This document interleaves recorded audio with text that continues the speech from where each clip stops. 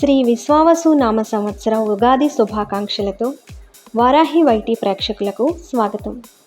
ఈరోజు మనం ఉగాది పచ్చడి తయారు చేసుకోవడానికి కావలసిన వస్తువులను, తయారీ విధానాన్ని తెలుసుకుందాం. ముందుగా వేప పువ్వును ఈ విధంగా కొమ్మ నుండి వేరు చేసుకోవాలి.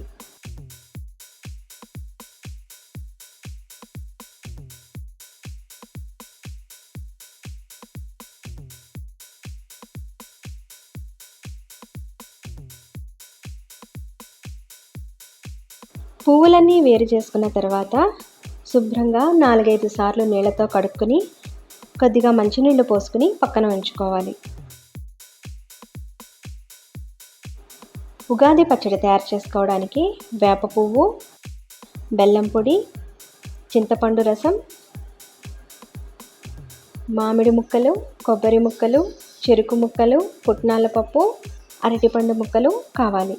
ముందుగా అరటిపండు ముక్కల్ని ఈ విధంగా ఫోర్క్ తోటి కొద్దిగా మ్యాష్ చేసుకోవాలి. తర్వాత బౌల్ తీసుకుని వేసేసుకోవాలి. తర్వాత వేప పువ్వును నీళ్ళల్లోంచి తీసుకుని ఈ విధంగా వేసుకోవాలి. తర్వాత చింతపండు రసం వేసుకోవాలి. తర్వాత బెల్లం పొడి వేసుకోవాలి. ఈ నాలుగిటిని ఒకసారి పూర్తిగా కలిసేలాగా కలుపుకోవాలి. బెల్లం మెత్తని పొడిలా వేసుకున్నాం కాబట్టి తొందరగా కలిసిపోతుంది. ఈ విధంగా బెల్లంతో పాటు కలిపినప్పుడు వేప పువ్వు మంచి ఫ్లేవర్ని యాడ్ చేస్తుంది. బెల్లం పూర్తిగా కలిసిన తర్వాత ఇప్పుడు వరుసగా మామిడి ముక్కలు, కొబ్బరి ముక్కలు, చెరుకు ముక్కలు వేసుకొని కలుపుకోవాలి. చివరిగా పుట్నాల పప్పు వేసుకొని కలుపుకుంటే ఎంతో రుచికరమైన ఉగాది పచ్చడి సర్వింగ్కి సిద్ధంగా ఉంటుంది.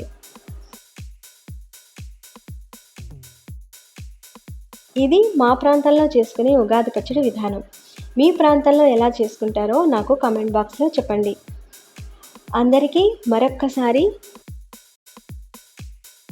శ్రీ విశ్వావసు నామ సంవత్సర ఉగాది శుభాకాంక్షలు.